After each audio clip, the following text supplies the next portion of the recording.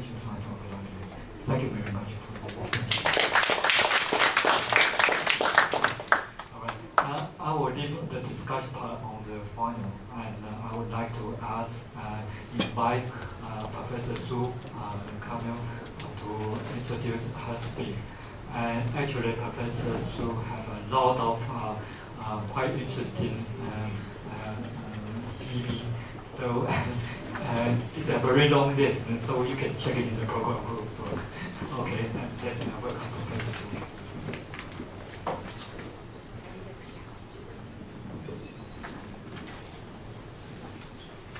This is actually the first time I have the opportunity to appreciate how the collaboration work is established between Dr. Wang's group and friends from Lithuania and Latvia.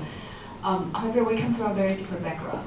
We're public health people, and we focus our strength in the area of environmental exposure assessment. And that's all we do, and that's the only thing we know how to do. So over the years, we've been emphasizing first of all, to continue to explore the potential risk factors in the environment. And the second part, we look for the better technology and better methodology to characterize the true exposure that is imposed on the children in particular.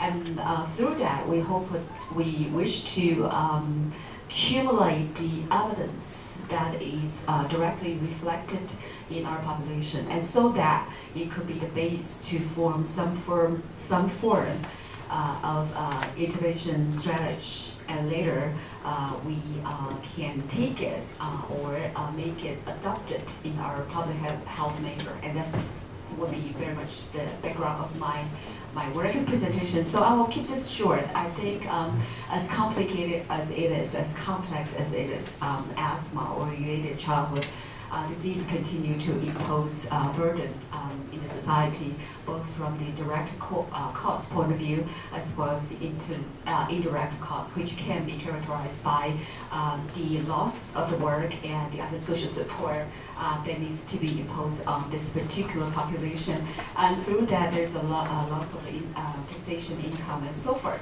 And that's how we view the severity and the importance of this disease in our society at the present, in the past, at the present time, and for the future.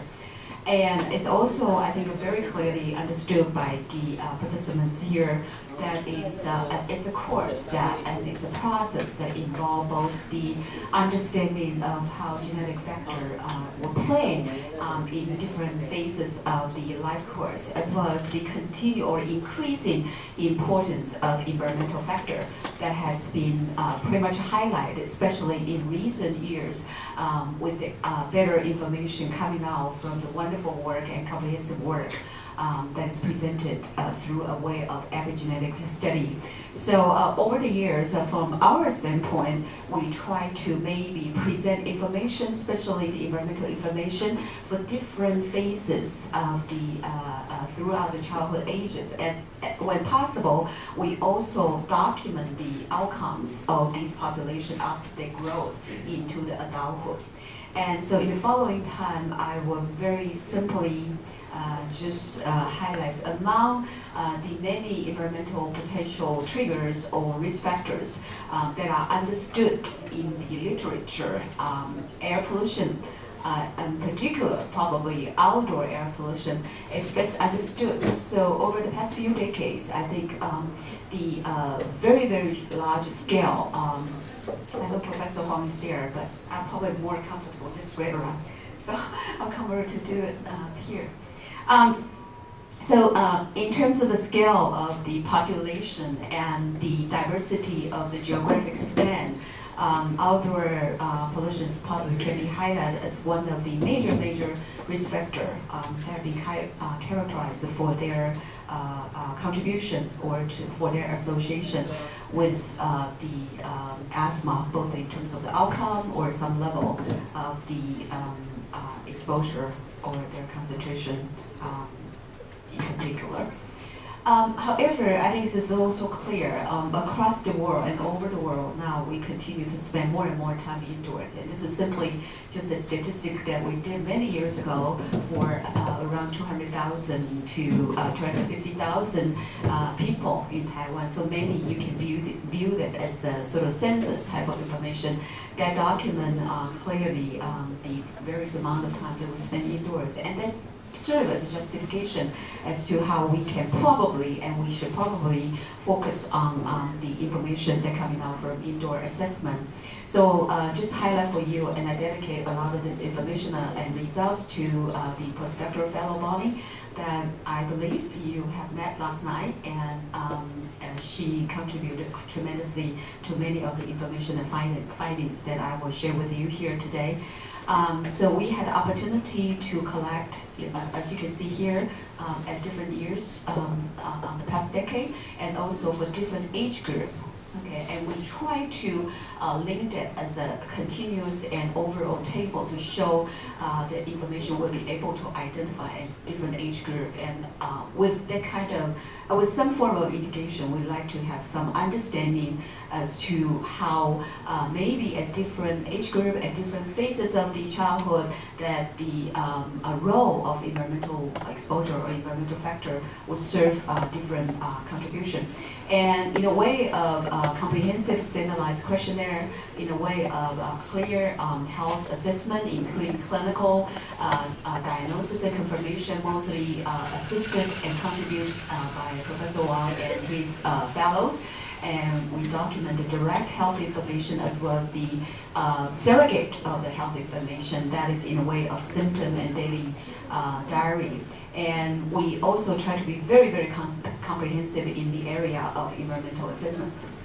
And just to share with you one of the clear outcome that characterize or maybe highlights the role of environmental exposure versus the genetic importance.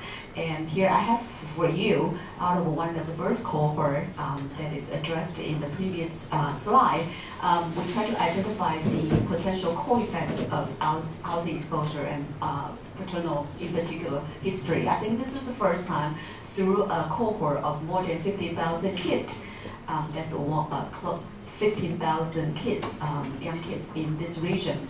We show in this bar that's the contribution or the effect, risk level that contributed by the single home factor as water damage.